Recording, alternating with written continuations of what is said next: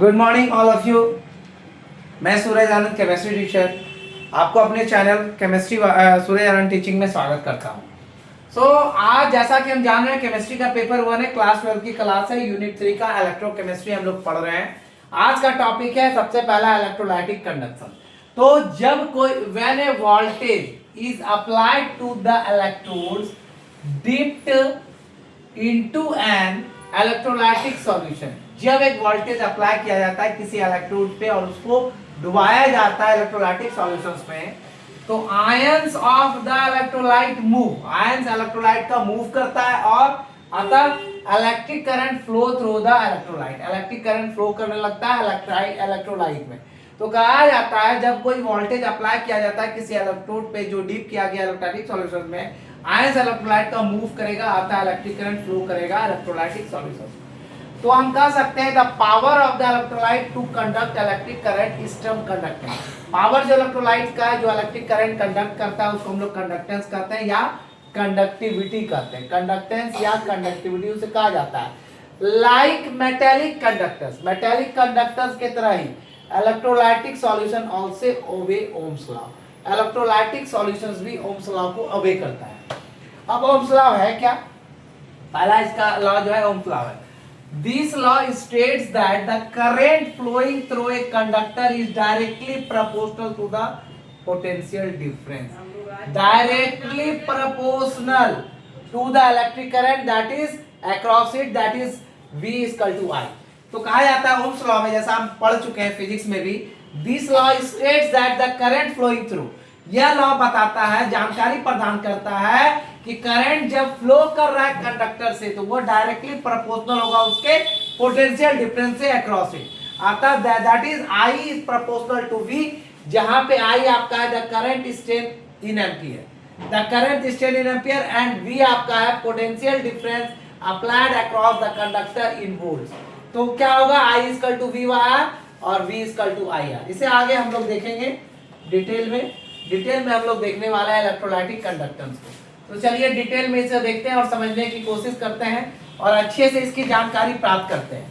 तो मेरे प्यारे बच्चों इस बात को आप जान लीजिए कि जब भी करंट फ्लो करता है, ठीक है, तो इलेक्ट्रोलाइटिक सॉल्यूशंस को डीप किया जाता है, उसके इलेक्ट्रोड्स को मूव करता है इलेक्ट्रोड को, तो ये करंट फ्लोइंग का इलेक्ट्रोलाइटिक कंडक्शन कहलाता है।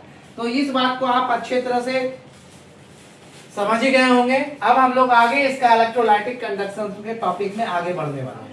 तो इलेक्ट्रोलाइटिक कंडक्शन के नेक्स्ट टॉपिक में हम लोग देखेंगे जहां पे वेयर आर इज द, जैसे हमने अभी देखा थोड़ी देर पहले, V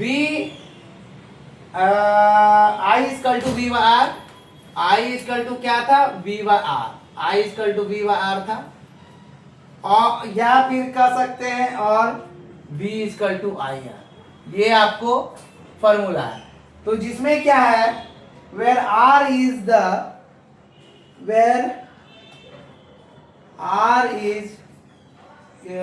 strength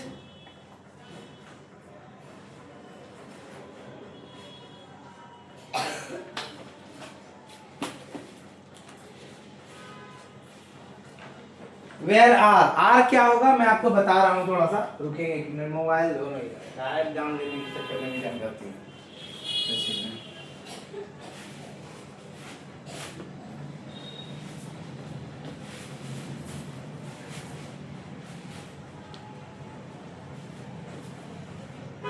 Where R is the constant of proportionality, where R is the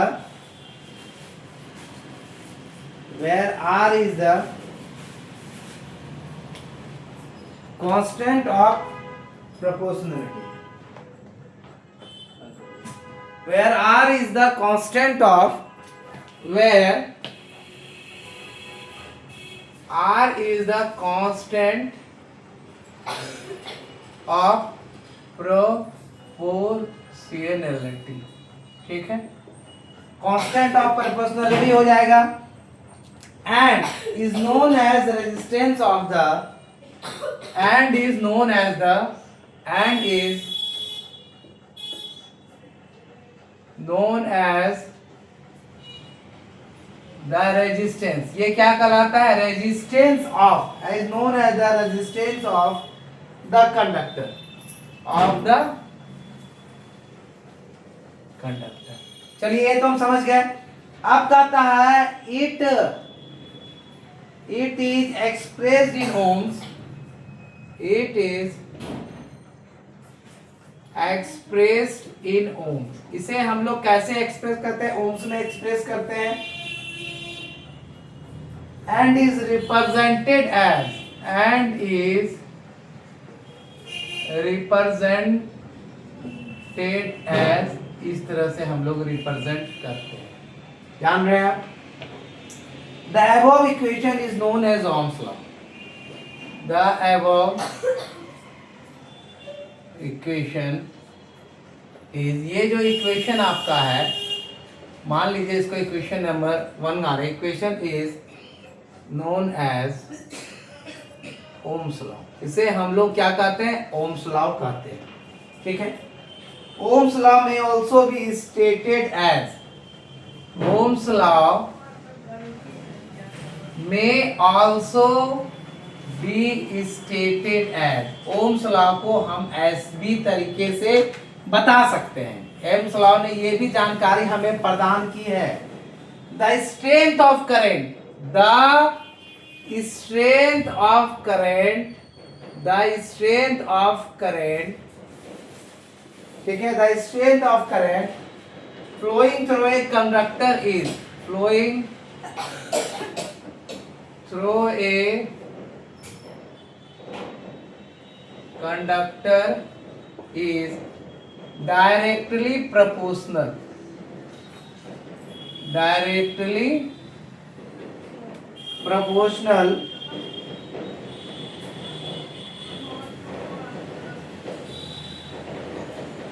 to the potential difference, to the potential difference applied across the conductor, applied across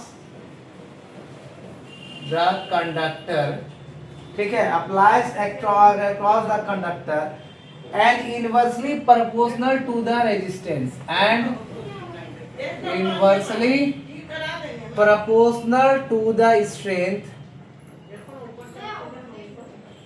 to the strength, ठीक है, to the strength, sorry, to the resistance, to the resistance of the conductor। ठीक है। कुछ चीजें और हमें जानकारी प्राप्त करनी है। Let us explain some basic common term use. Let us explain some basic terms use. कुछ और भी टर्म्स हैं जिनका इस्तेमाल कैसे किया जाता है, उसको हम लोग देखेंगे। ठीक है, उसको हम लोग देखेंगे। तो let us explain sir, let us explain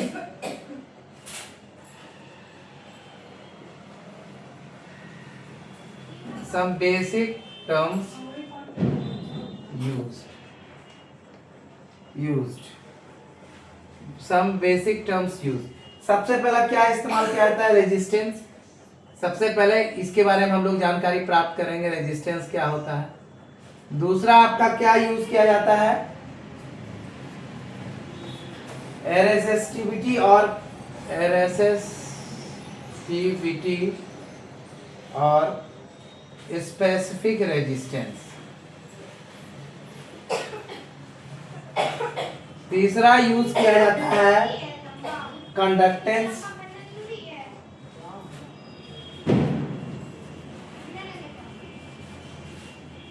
क्या यूज किया जाता है? कंडक्टेंस। और चौथा यूज किया जाता है कंडक्टिविटी। ठीक है।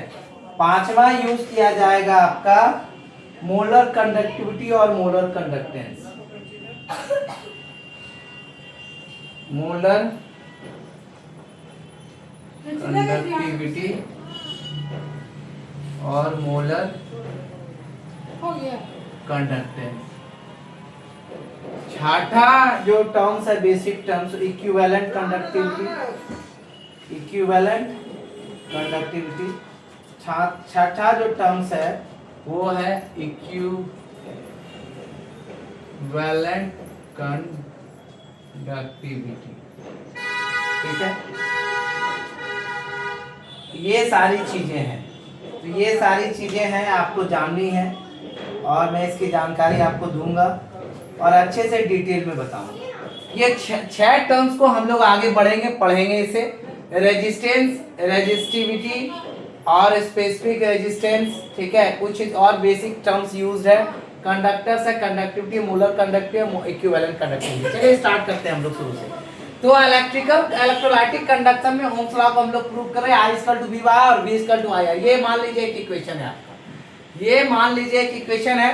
तो ये एक इक्वेशन है जहां पे R कांस्टेंट ऑफ प्रोपोर्शनैलिटी है और इसे known as the resistance of the conductor, इसे रेजिस्टेंस ऑफ द कंडक्टर कहा जाता है। क्या कहता है? Resistance of the conductor. It is expressed in ohms and is represented as ohm. The above equation is known as Ohm's law. Ohm's law may be also stated as। ये expression ohms में represent किया जाता है और इसको ऐसे हम represent करते हैं। above इक्वेशन जो है उसको हम लोग ओम्स लॉ कहते हैं और ये ऐसे स्टेट किया जा सकता है। क्या स्टेट किया जाता है? The strength of current flowing through a conductor is directly proportional to the potential difference, is directly proportional to the potential difference applied across the conductor and inversely proportional to the resistance of the conductor। क्या कहना चाह रहा है ये ohms law को एक तरीके से और बता सकते हैं। एक पहला वाला डिफिनेशन जो मैंने बताया था आपको, ओम्स लॉ का पहला वाला जो डिफिनेशन बताया था, द करंट, जो सिंपल हम लोग फिजिक्स में भी पढ़ रहे हैं, the current flowing through a conductor is directly proportional to the resistance applied across the conductor. ये तो पहला फार्मूला इसका लॉ था, current flowing through a conductor is directly proportional to the potential difference across that is across it. दूसरा है इसका ohms law को हम ऐसे भी पूरा डिफाइन करना चाहें तो the strength of current flowing through a conductor is directly proportional to the potential difference applied across the conductor and inversely proportional to the resistance of the conductor। तो strength जो कंडक्टर का होगा, यानी जो ताकत होगी करंट फ्लोइंग के एक कंडक्टर के द्वारा, वो डायरेक्टली प्रोपोर्शनल हो जाता है पोटेंशियल डिफरेंस के अप्लाइड अक्रॉस द कंडक्टर, ठीक है। और इनवर्सली प्रोपोर्शनल होता है रेजिस्टेंस ऑफ द कंडक्टर के। डायरेक्टली प्रोपोर्शनल है पोटेंशियल डिफरेंस के, इनवर्सली प्रोपोर्शनल है रेजिस्टेंस ऑफ द कंडक्टर। कुछ बेसिक टर्म्स को हमें जानना जरूरी है। सबसे पहला रेजिस्टेंस किसे कहते हैं, दूसरा रेजिस्टिविटी किसे कहते हैं, तीसरा कंडक्टेंस किसे कहते हैं, कंडक्टिविटी किसे कहते हैं, मोलर कंडक्टिविटी और मोलर कंडक्टेंस और इक्विवेलेंट कंडक्टिविटी। इसमें बहुत सारी चीजें हम लोग पढ़ेंगे डिटेल में। अभी देखिए एनसीईआरटी में आपका जो पढ़ाया गया है, एनसीईआरटी में जो बताया गया है, डायरेक्टली ये स्टार्ट कर दिए हैं एनसीईआरटी के सिलेबस के आधार पर। इलेक्ट्रोकेमिस्ट्री में डायरेक्ट ये सब चीज छोड़ के इलेक्ट्रोलाइटिक सेल, गैल्वेनिक सेल और ये सारा चीज calculation of measurement of electrode potential. लेकिन हम लोग जानेंगे इन सब चीजों को तब उसके बाद वहां जाएंगे। उल्टा नहीं पढ़ना है, सीधा स्टेप बाय स्टेप पढ़ना है जो आपको इलेक्ट्रोकेमिस्ट्री क्लियर समझ में आ जाए। सो आज के लिए इतना ही। Thank you for watching my video. This is Surya Anand, chemistry teacher. Welcome in my channel Suraj Anand teaching. Give more views, like and share, don't skip the video मेरे प्यारे बच्चों। वीडियो को बिना स्किप किए पूरा वीडियो देखिए। मैं पूरा मेहनत कर रहा हूँ, देख रहे हैं पसीने में तरबतर है। और बहुत सारी चीजें लाइफ में आती जाती है, लेकिन कर्माने प्रधान कर्म ही सबसे बड़ा जीवन में पूजा होती है। तो सबसे पहला मेरा कर्म है कि मेरा वीडियो आपके लिए लेके आ रहा। आप व्यूज दीजिए, लाइक दीजिए, शेयर दीजिए। मैं डेली करता हूँ, ये आपकी मर्जी है। आपको मेरा वीडियो अच्छा लगता है, चलो आनंद सर पढ़ा रहे हैं मेहनत से, चलो कोई सर पढ़ा रहे हैं तो चलो व्यूज दे देते हैं, चलो लाइक कर देते हैं, शेयर कर देते हैं अपने दोस्तों। ये आपके ऊपर डिपेंड करता है। सो मेरे शॉर्ट पे ज्यादा से ज्यादा व्यू दीजिए, मेरे वीडियो को ज्यादा से ज्यादा शेयर कीजिए और उन बच्चों तक पहुंचाइए जो कि केमिस्ट्री में पीछे हैं और केमिस्ट्री में उनका इंटरेस्ट है, वो पढ़ना चाहते हैं साधारण तरीके से। मैं कोई रॉकेट साइंस आपको नहीं बताता हूँ, मैं सिंपल वही चीजों को बताता हूँ जो एनसीईआरटी में है, जो अदर सारे बुक्स में है। नोट्स को लेके कलेक्ट करके आपके पास लेके आता हूँ। अब मेरा समझाने का क्या तरीका है, कैसा, कुछ बच्चे आवाज नहीं आती बोलते हैं, चूंकि मैं अभी बिगनर्स हूँ। मैं क्लासरूम को मैं कैसे बिगनर क्लासरूम के लेके चल रहा हूँ, पढ़ा रहा हूँ मैं 10-15 सालों से। बट मैं क्लासरूम मेरा बिगनर्स स्टेज में है और बहुत सारी गलतियां होगी, आप लोग कमेंट कीजिए, बेहिचक कमेंट कीजिए, मैं किसी कमेंट डिलीट नहीं करता हूं, बट रदरलेस बियॉन्ड द स्टडी आप कमेंट ना करें। स्टडी से रिलेटेड जो भी प्रॉब्लम हो रहा है आप कमेंट करें, पूछे, मैं उसका जवाब दूंगा। ये मेरी दिली तमन्ना रहती है और यही कमेंट्स आपका मेरा मोटिवेशन बढ़ाता है। Thank you for watching. This is Surya, chemistry teacher. Welcome channel Surya Teaching. Give more views, like and share. Thank you all of you. Take care. Good night.